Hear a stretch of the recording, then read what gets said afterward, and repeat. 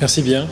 Nous continuons nos échanges avec les forces vives de la nation, les acteurs politiques et puis les acteurs sociaux, notamment la société civile. Toujours autour de ce projet de feuille de route ou d'accord politique et social, comme certains souhaitent l'appeler, pour rapidement arriver à un consensus et à une situation qui nous permettrait de sortir des difficultés et de la crise dans laquelle est plongé notre pays.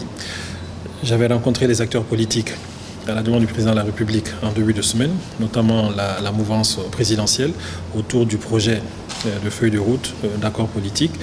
Et nous avions obtenu leur adhésion sur la base d'un certain nombre d'observations qui ont été prises en charge. Aujourd'hui, après avoir partagé le même projet avec la société civile, j'ai rencontré cette même société civile dans sa globalité. Il y avait presque une vingtaine de regroupements de la société civile et surtout dans sa diversité. Et tout cela autour du président de la société, du Conseil national de la société civile, Boureima Alaï.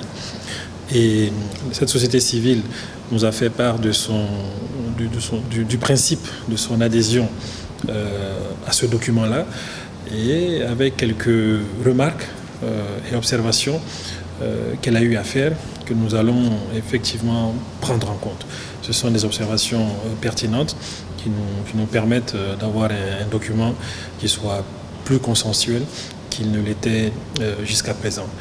Et la prochaine étape, c'est maintenant les acteurs de l'opposition envers lesquels je lance encore un appel pour un dialogue et qu'on se retrouve pour discuter du contenu de cette feuille de route.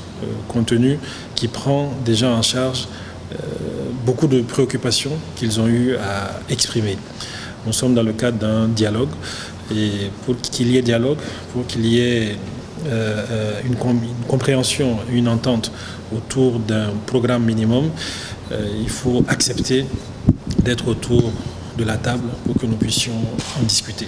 Et j'espère que nous allons pouvoir y arriver dans les 2-3 jours à venir avec l'opposition, notamment le M5 RFP.